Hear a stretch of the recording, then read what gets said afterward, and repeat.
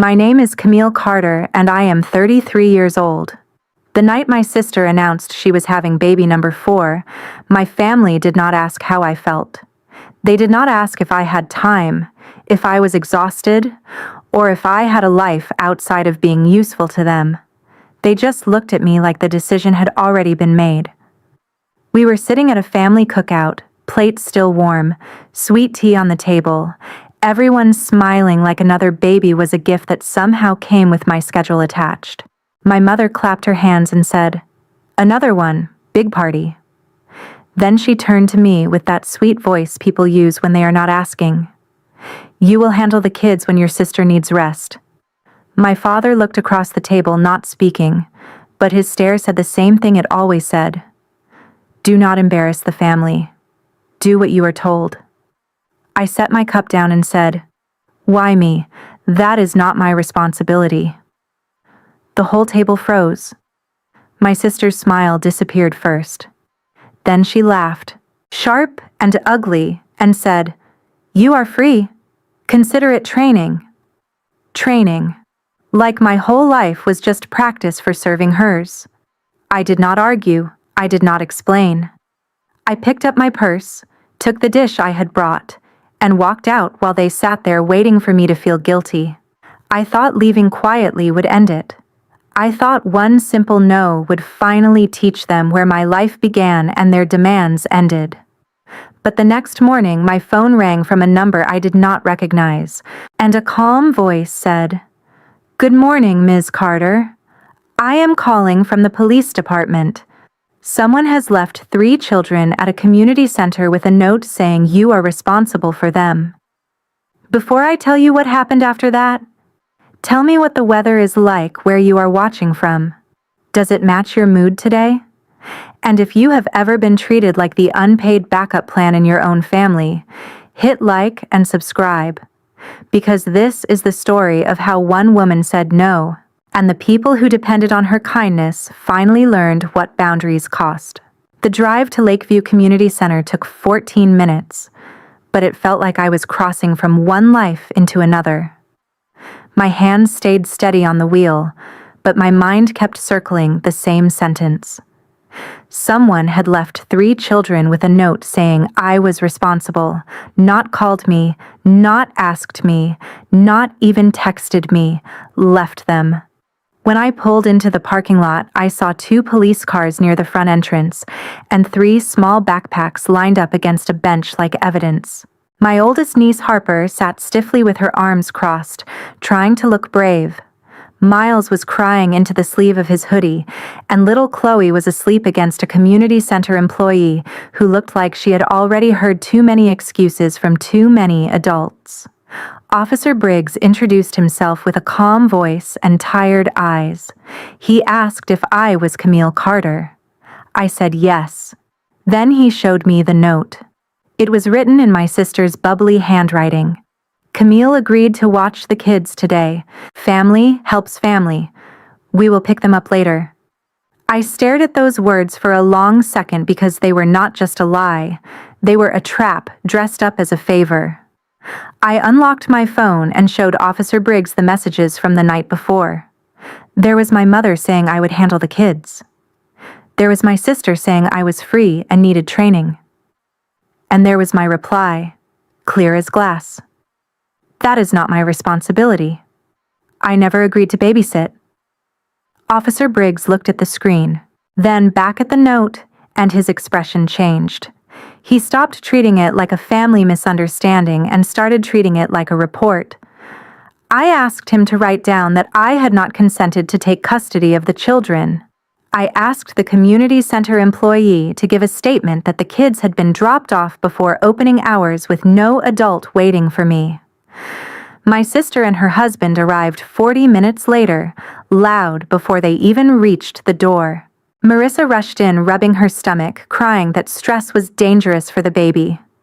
Trevor walked behind her with his sunglasses on, acting like the whole building belonged to him. He pointed at me and said, "There she is, the aunt who calls cops on little kids." I did not raise my voice. I looked at Officer Briggs and said, "Please add that statement to the report." My mother, Elaine, came in next, followed by my father, Victor, and the room immediately changed. My father had been a respected man in our suburb for years, the kind of man people listened to because he sounded official even when he was wrong. He shook Officer Briggs's hand and said, "This is a family misunderstanding." My daughter gets emotional. I almost laughed. Not because it was funny, but because I was finally watching the machine in action. They did not need truth. They only needed everyone to believe I was difficult. Officer Briggs listened politely, then said, "Leaving children at a public facility with a person who did not agree to supervise them is not a misunderstanding." The silence that followed was beautiful. Marissa's crying slowed. Trevor stopped smirking. My mother looked at me like I had betrayed the family by letting facts speak. My father's face tightened.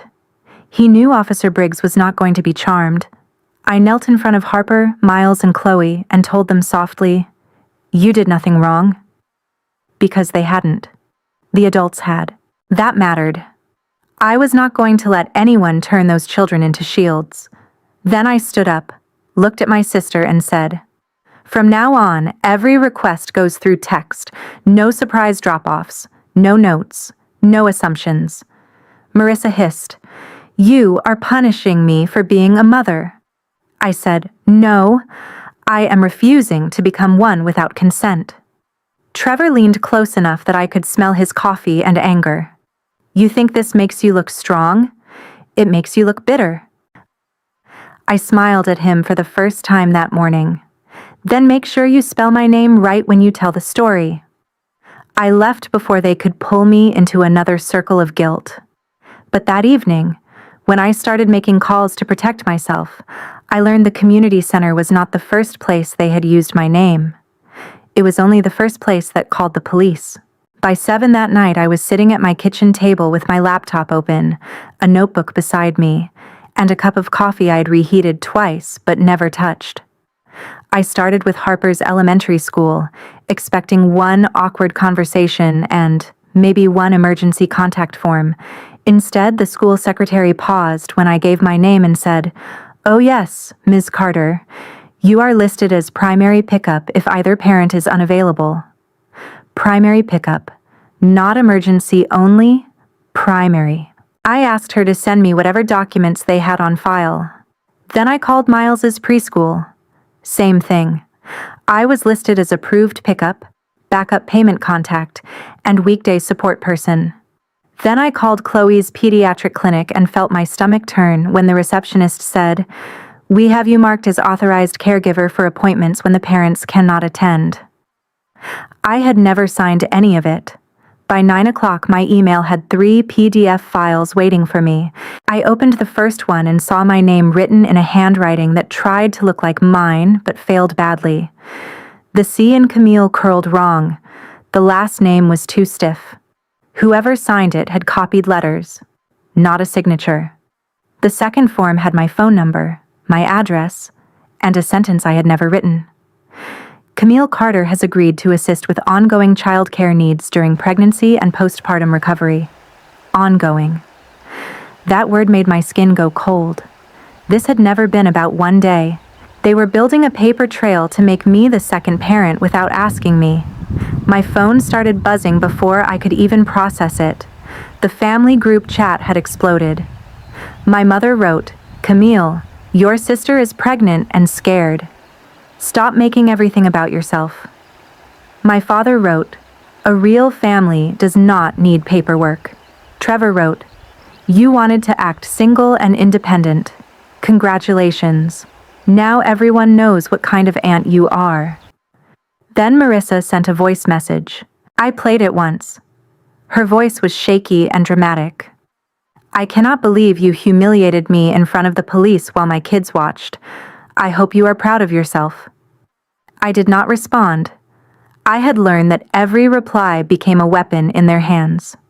Instead, I took screenshots. I saved the voice message. I downloaded copies of the forms. Then I searched for a family law attorney who handled harassment, custody boundaries, and false authorization documents. That was how I found Maya Chen. She answered her own phone even though it was late, and after 5 minutes of listening, she said, "Camille, do not meet them alone. Do not talk by phone unless you are recording legally. Do not accept the children into your care unless you are willing to be responsible for everything that happens while they are with you. And tomorrow morning, we send a letter." For the first time all day, I felt air enter my lungs. Maya told me the forms might not be a criminal case yet, but they were serious enough to create a record. She said people like my family depended on confusion. They blurred love, duty, guilt, and paperwork until the person being used could no longer tell where obligation ended. "We are going to make the boundary boring and official," she said. "That is how you beat emotional chaos."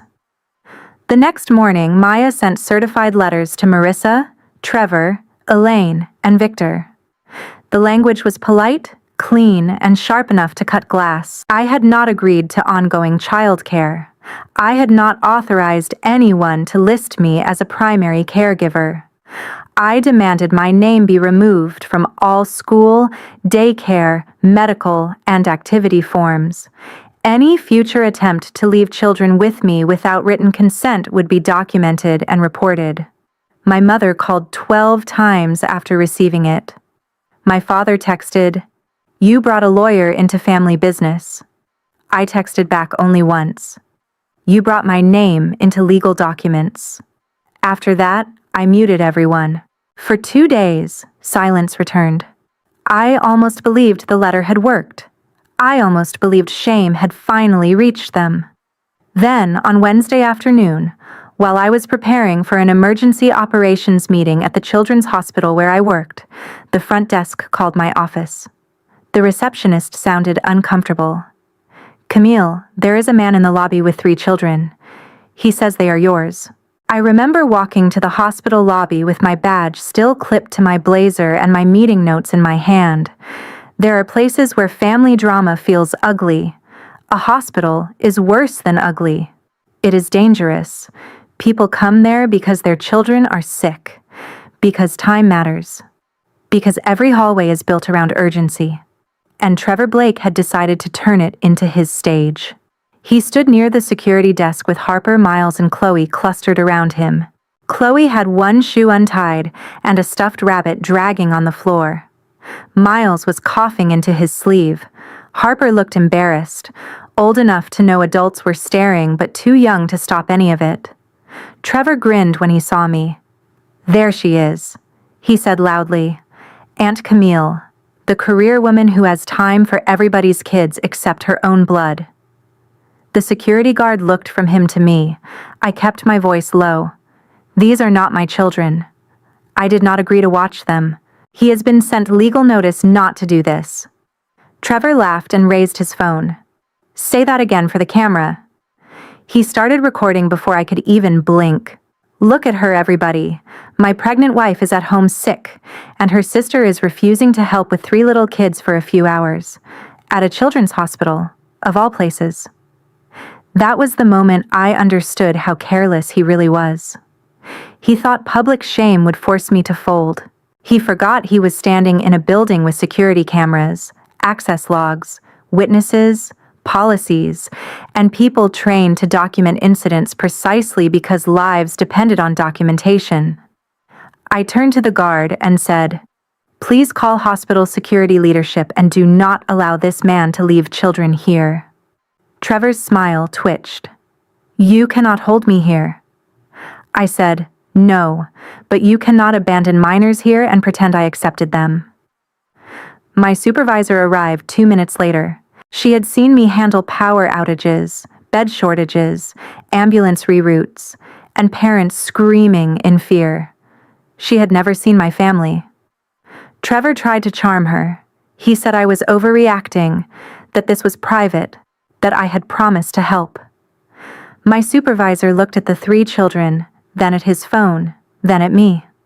"Mr. Blake," she said, "this is a hospital, not a drop-off center.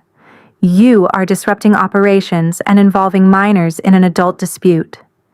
You need to leave with your children now. He lowered his phone. For the first time, he looked less confident. "My wife is pregnant." My supervisor said, "Then your children need responsible arrangements. That responsibility is yours." Security escorted him out while he shouted that I would regret humiliating him. Harper looked back at me as she left. Her face was not angry. It was confused. That hurt more than Trevor's threats. I wanted to run after her. I wanted to say I loved her, that none of this was her fault, that adults were failing her in ways she would not understand until years later. But I stayed where I was. Love without boundaries was how I had ended up here. After they left, the hospital completed an incident report. The lobby cameras had recorded everything. Trevor's own live stream had captured him saying enough to damage himself. Maya was almost cheerful when I called her. "He did this at your workplace?" she asked. "With cameras?" I said yes. She exhaled slowly and said, "That man just gift-wrapped evidence."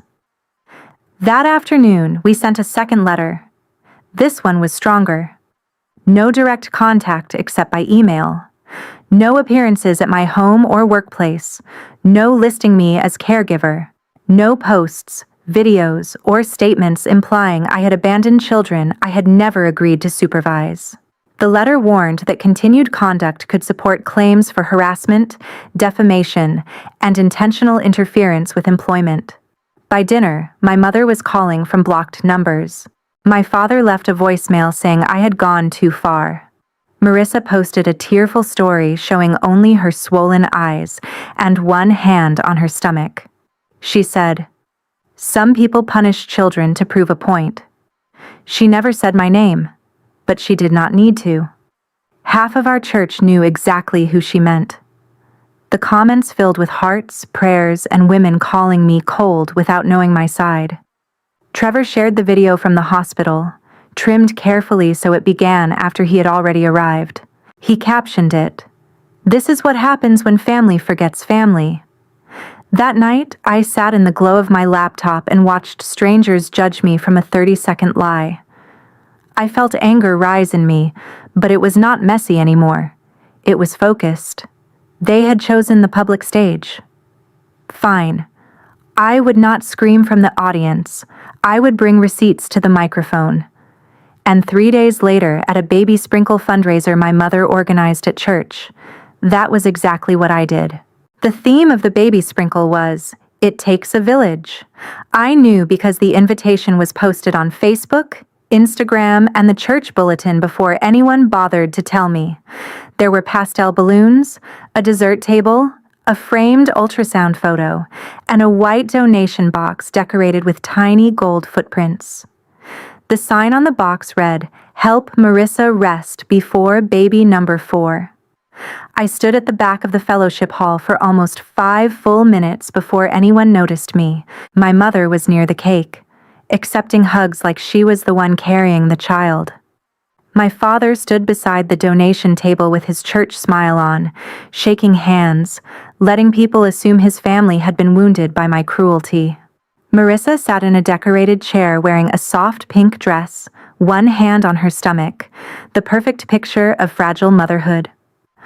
Trevor moved through the room like a campaign manager, thanking people for support and making sure the donation envelopes were visible. Pastor Grant stepped to the front and cleared his throat. He spoke about community, sacrifice, and how sometimes the people closest to us fail us the most. I watched heads turn slightly in my direction. People did not say my name, but their eyes did. Then Pastor Grant said, "Today, we are here to support a growing family in a difficult season." That was when I walked forward. My heels sounded louder than they should have on the fellowship hall floor. My mother saw me first. Her face went from sorrowful to terrified so quickly I almost smiled. "Camille," she whispered. "Do not do this." I said, "I am not here to ruin anything. I am here to correct the record." Trevor stepped in front of me. "You need to leave." I looked past him at Pastor Grant. "Pastor, before anyone donates based on the story they have been told, I would like 2 minutes." The room went silent. Pastor Grant's jaw tightened. He had already received Maya's email that morning. He knew there were legal concerns.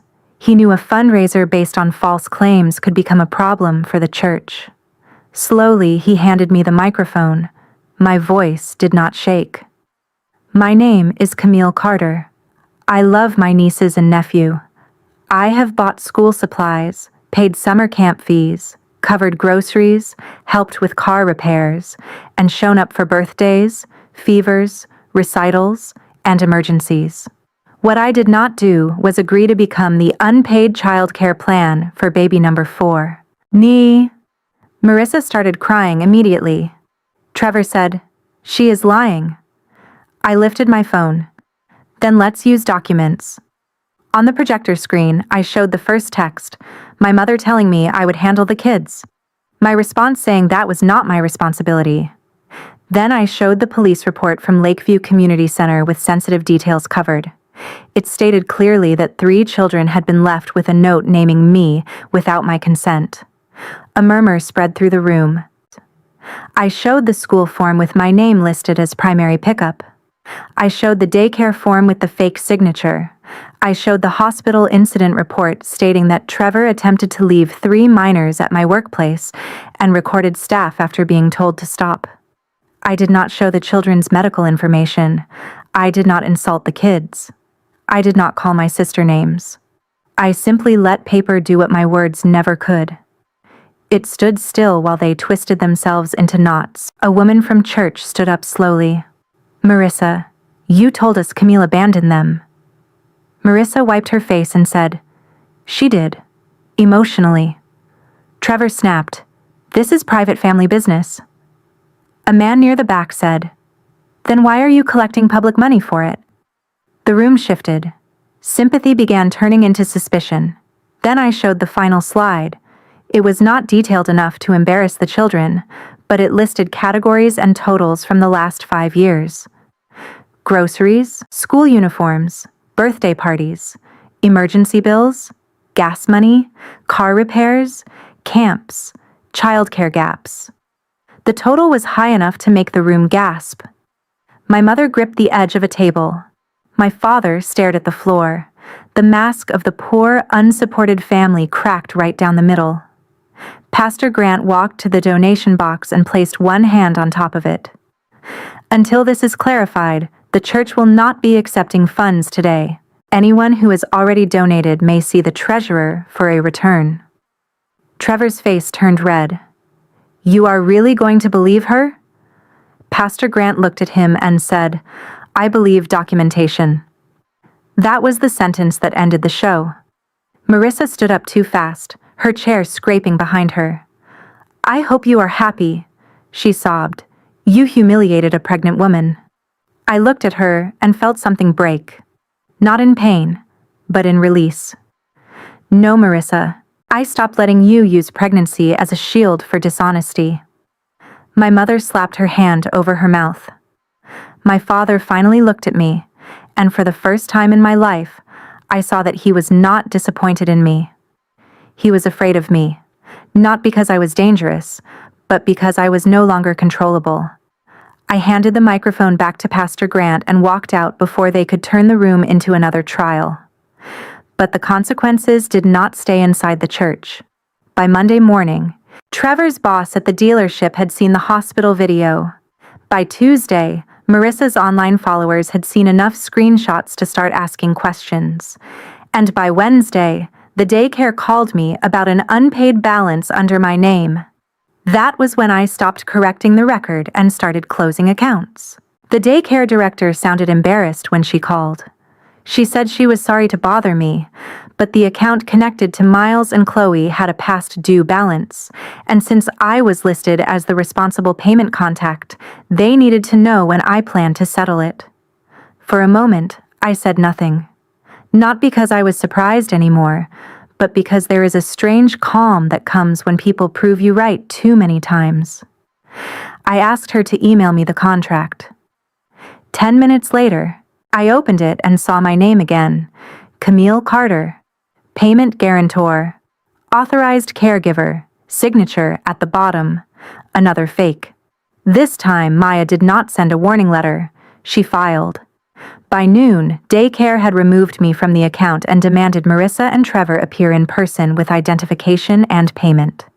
By 2, the elementary school had confirmed in writing that my name was removed from all pickup and emergency lists. By 4, the pediatric clinic did the same. Maya also sent formal notice to Trevor's employer because the hospital incident report showed he had used his company email address to print caregiver authorization forms. I did not ask for him to be fired. I did not have to. Adults are not destroyed by consequences.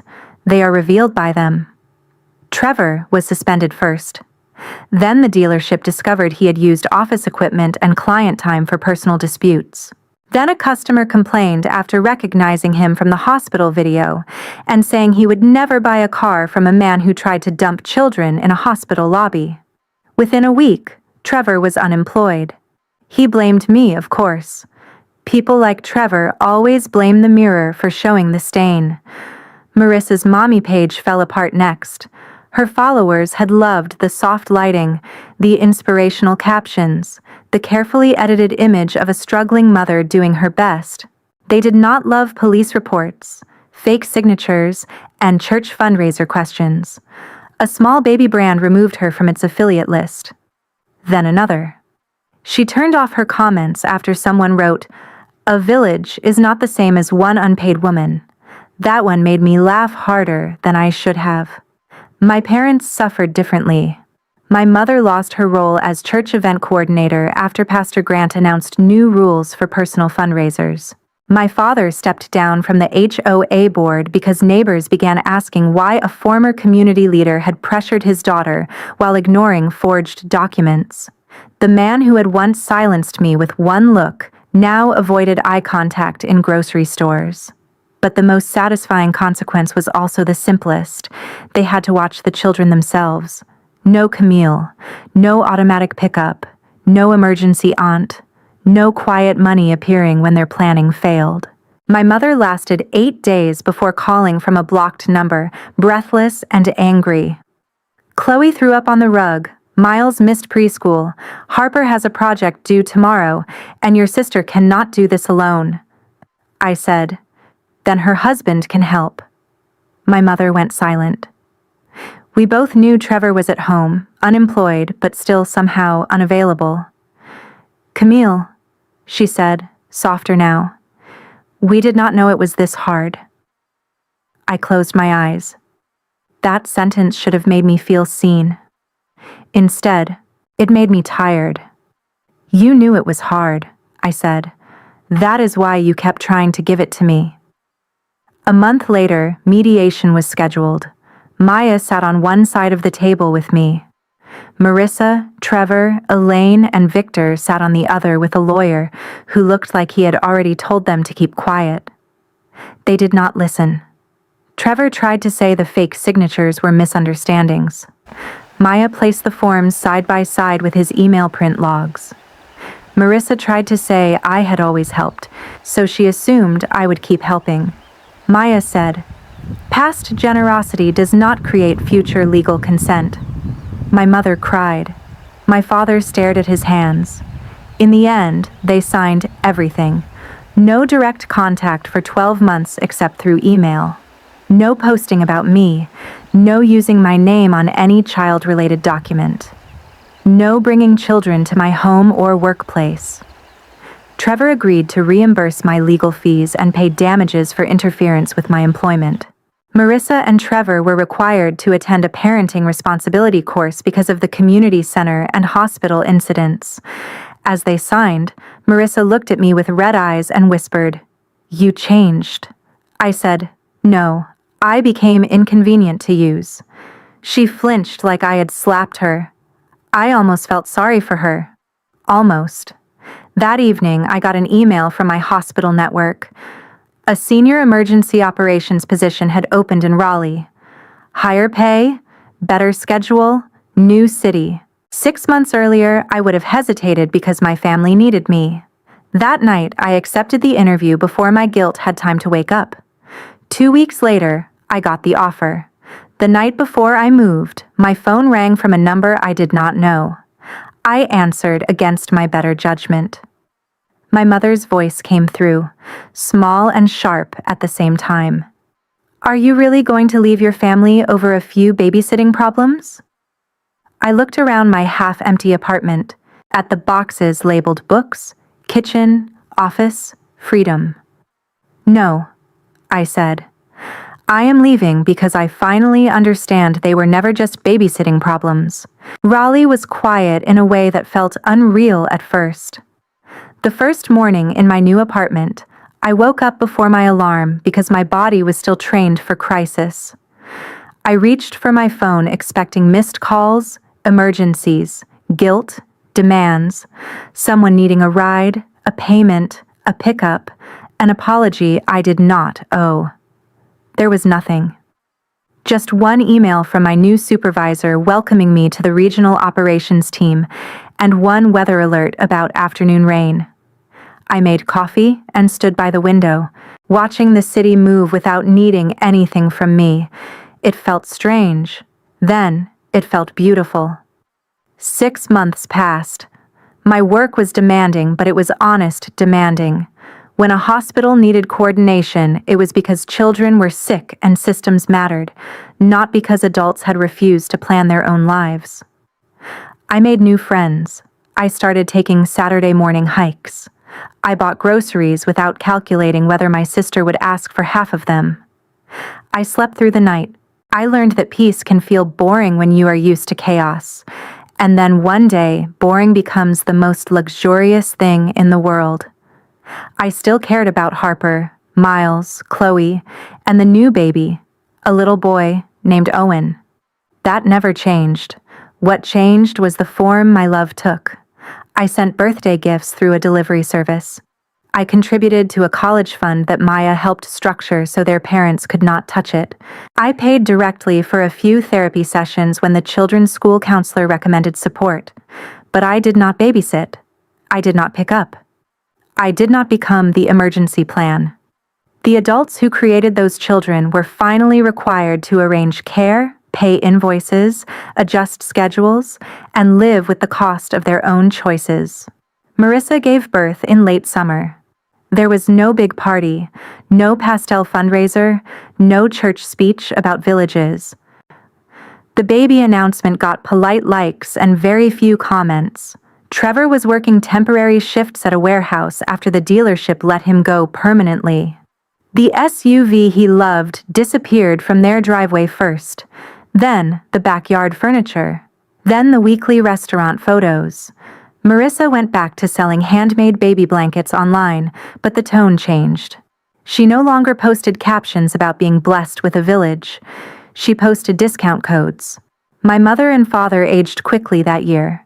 Without the church roll and HOA status, they had fewer places to perform authority. They still helped Marissa, but now they understood what they had tried to force on me.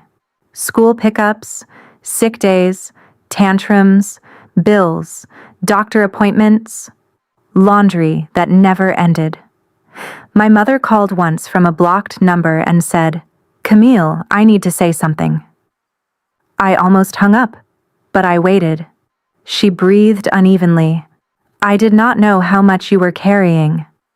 I looked down at my desk, where my calendar held meetings I had chosen and evenings that belonged to me. "Yes, you did," I said gently. "You just thought I would keep carrying it." She cried then. Real tears, maybe. Or maybe just another form of pressure. She asked if I could come home for a weekend because Marissa was overwhelmed. I said no. Then I offered to pay directly for one session with a childcare planning counselor who could help them build a real schedule. My mother said, "That is not the same as family helping." I said, "It is exactly family helping. It is just not family sacrificing one person anymore." That was the last full conversation we had. A week later, Marissa emailed me one sentence, "You made everyone hate us." I replied with one sentence back. No, I gave everyone the information they needed to stop blaming me. She did not answer. I was sitting on my balcony that evening when rain started falling over Raleigh. soft and silver under the streetlights. My phone was face down on the table. For once, I did not feel afraid of what might be waiting on the screen. I thought about that cookout, the way they had laughed when they told me my life was training for someone else's.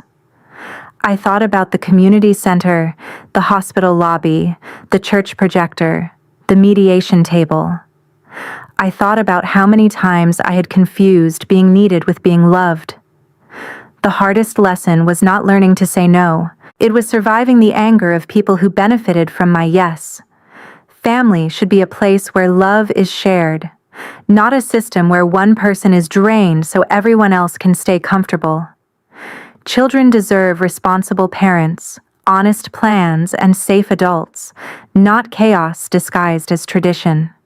Helping is meaningful when it is chosen freely. When it is demanded, manipulated, or forced through guilt, it stops being love and becomes control.